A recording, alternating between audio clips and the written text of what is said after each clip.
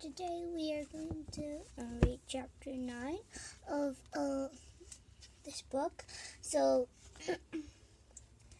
we were having fun with Ayana last time, so hope you were fun with that.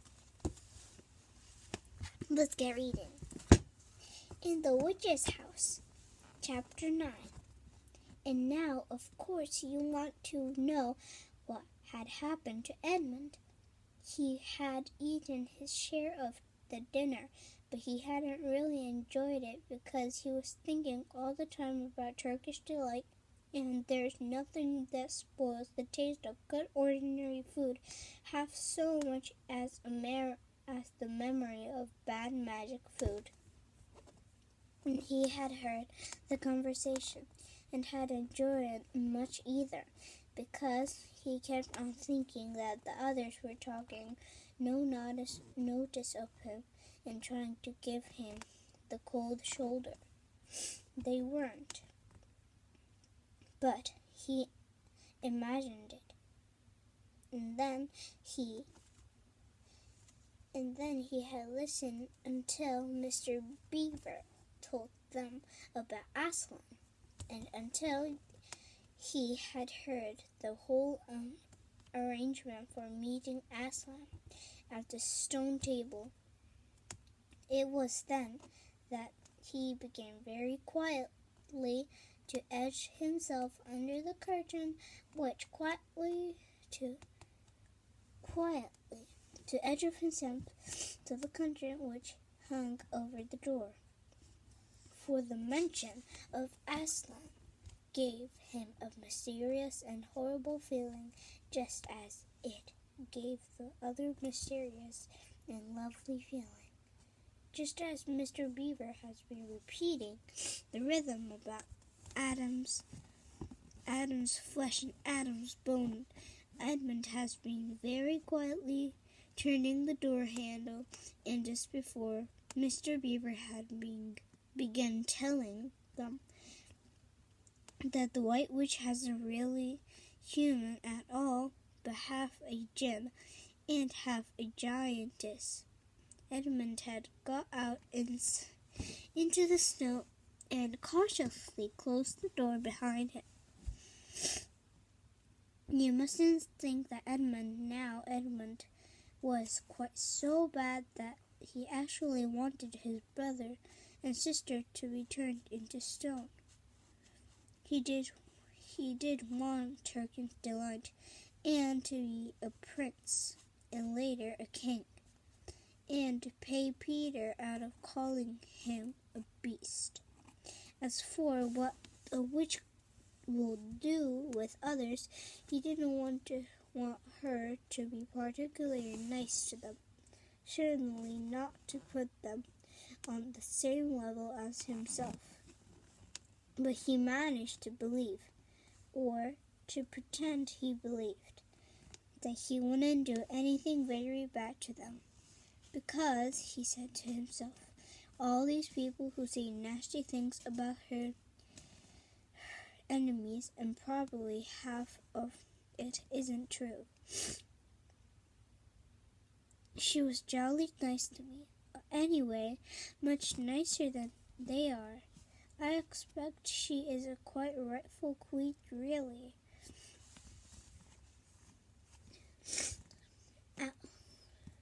Anyway, she'll be better than that awful Aslan. At least, that was the excuse he made in his own mind for what he was doing. It wasn't a very good excuse. However, for deep down inside him, he really knew that the White Witch was bad and cruel. The first thing he realized when he got outside and found the snow falling all around him was that he had left his coat behind in the Beaver's house. And of course there was no chance of going back to get it now. The next thing he realized was that the daylight was almost gone, for it had been nearly 3 o'clock when They sat down to the dinner, and the winter days were short. He hadn't reckoned on this, but he had to make the best of it. So he turned up his collar and shoveled across the top of the dam. Luckily, it wasn't so slippery since the snow had fallen too far off the river. It was pretty bad when he reached the far side.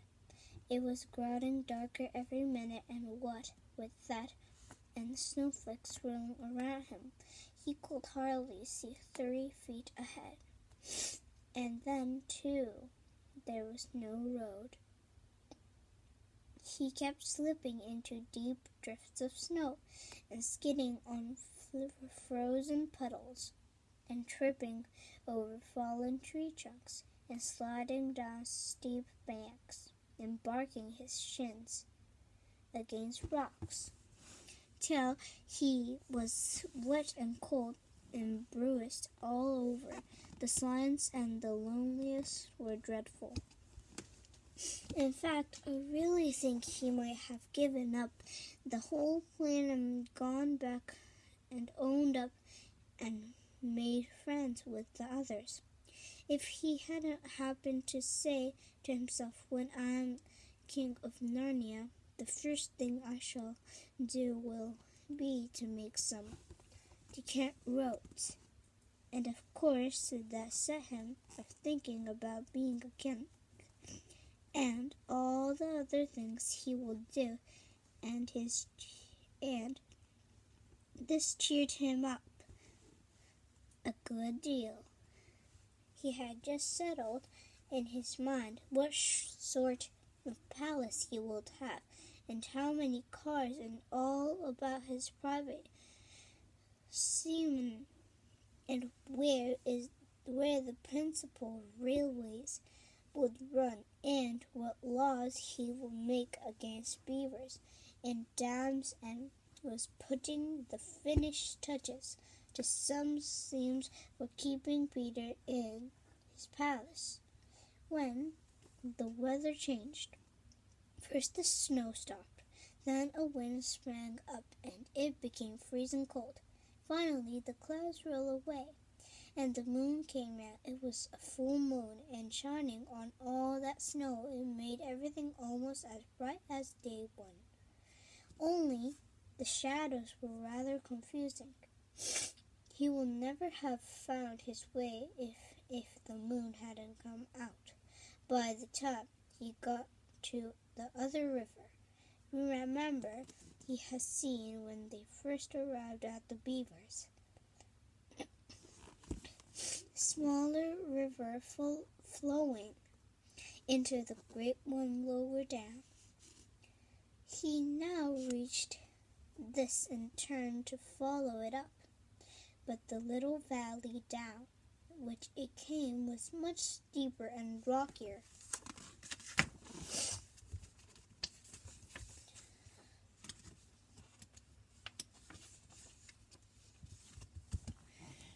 Than the one he had just left, and much overgrown with bushes, so that he could not have managed it at all in the dark. Even as it was, he got wet at all in the dark.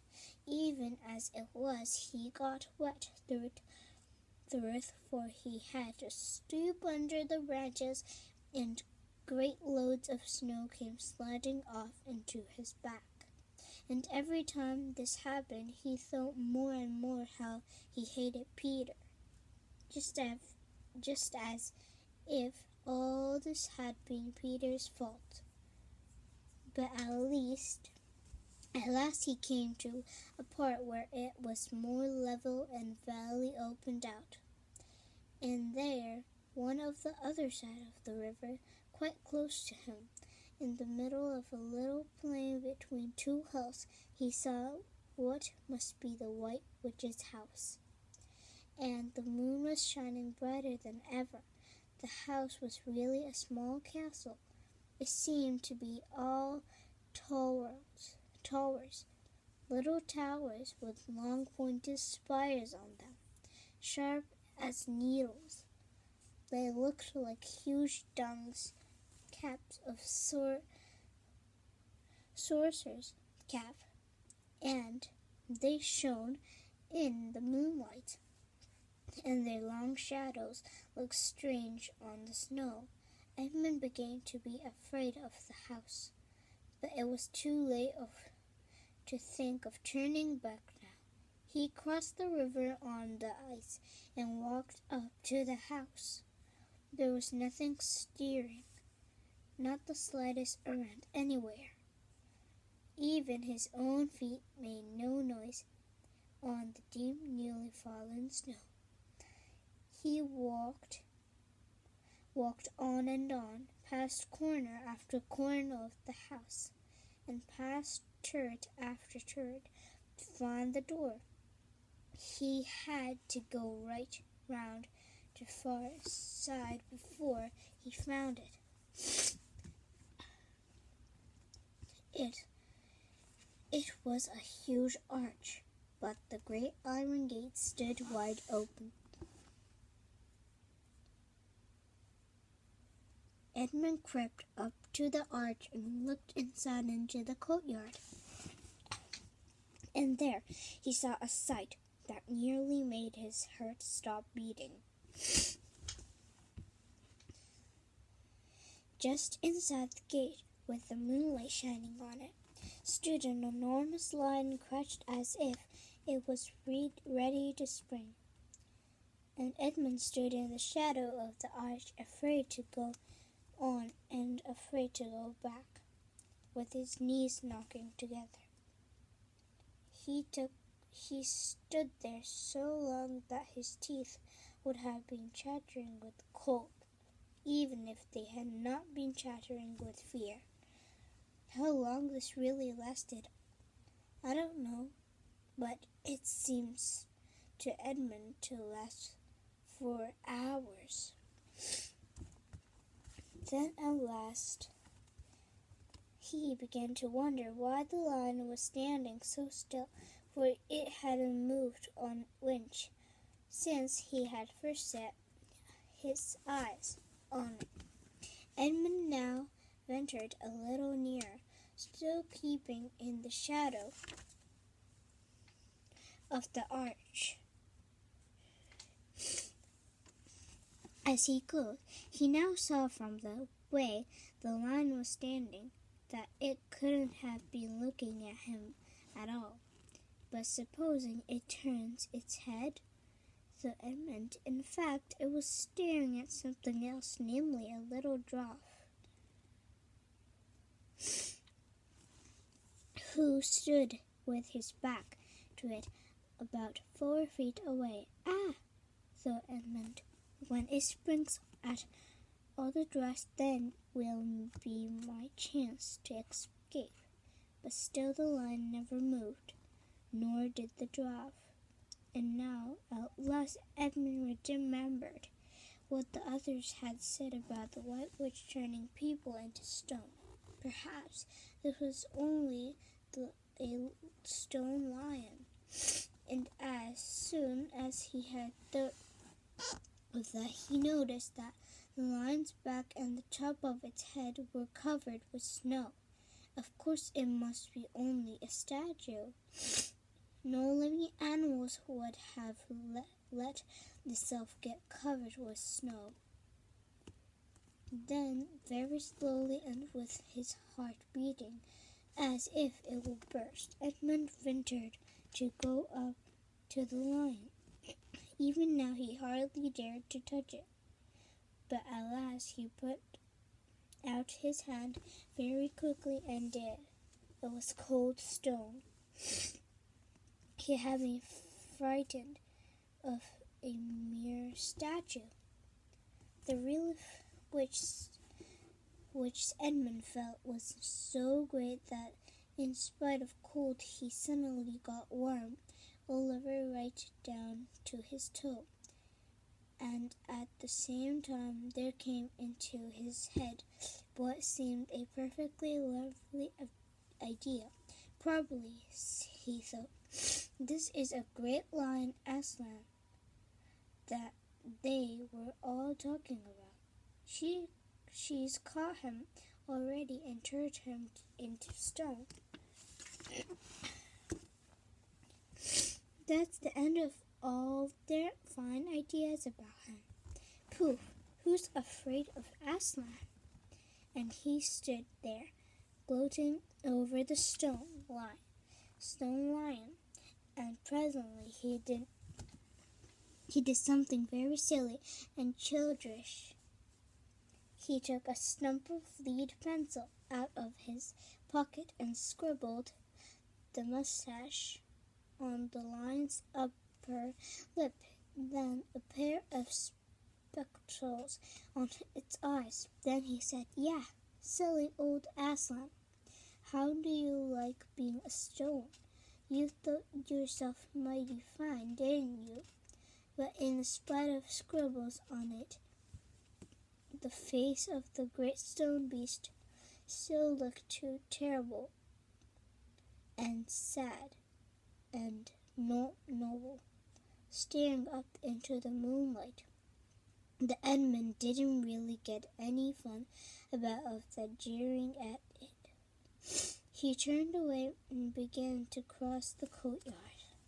As he got into the middle of it, he saw that there were dozens of statues all about, standing here and there, rather at the pieces stand on a chessboard when it is halfway through the game.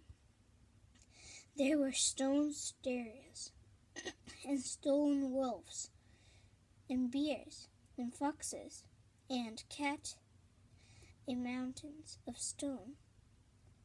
There were lovely stone shapes that looked like women, but who were really the spirits of trees. There was the great shape of the center, and a winged horse, and a long lithe creature that Edmund took to be a dragon. They all looked so strange standing there, perfectly lifelike, and also perfectly still, in the bright, cold moonlight, that it was eerie work crossing the courtyard. Right in the very middle stood a huge shape, like a man, but as tall as a tree, with a fierce face and a shaggy beard, and a great club in its right hand. Even though he knew that it was only a stone giant, and not a live one, Edmund did not like going past it. He now saw that there was a dim light showing from a doorway on the far side of the courtyard. He went to it. There was a flight of stone steps going up to an open door. Edmund went up to them, across the threadloaf. Great Rolf, it's all right, he kept saying to himself. It's only a stone wolf. It can't hurt me.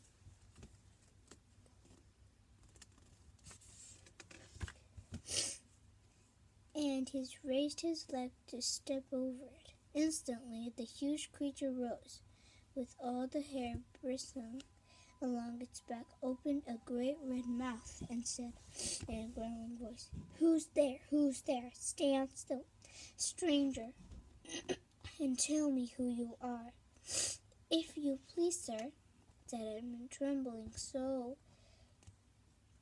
that he could hardly speak. "My name is Edmund, and I am the son of a dame that Her Majesty met in the wood the other day, and I've come to bring her the news that my brother and sisters are now in Narnia, quite close, in the beaver's house. She wanted to see them." "I will tell Her Majesty," said the wolf. Meanwhile, still on 3 shoulders, "as you value your life." Then it vanished into the house. Edmund stood and waited. his fingers aching with cold, and his heart pounding in his chest. And presently the grey wolf, Margaret, the chief of the white secret police, came bounding back and said, "Come in, come in, fortunate favorite of the queen, or else not so fortunate." And Edmund went in, taking great care not to tread on the wolf's paws.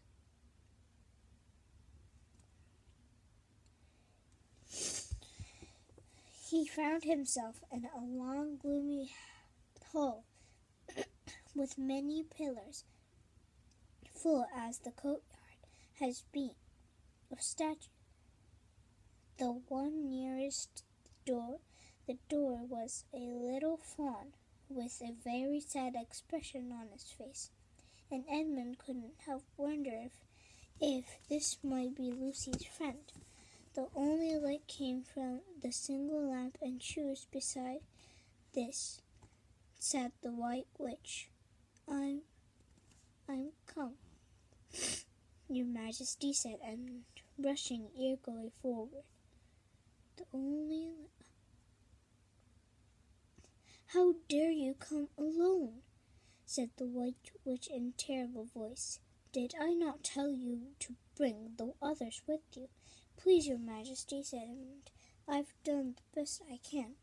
I've brought them quite close. They're in the little house on top of the dam, just up in the river, with Mr. and Mrs. Beaver." A slow, cruel smile came over the witch's face. "Is this all your news?" she asked. "No, Your Majesty," said Edmund, and proceeded to tell her all he had heard before leaving the beaver's house. "What? Aslan?" cried the queen. "Aslan? Is this true? If I feel you had lied to me, please, I'm only repeating what they said," stammered Edmund. But the queen, who was no longer attending to him, clapped her hands instantly. The same dwarf whom Edmund had seen with her before appeared. "Make ready our sledge," ordered the witch, "and use the harness without bells."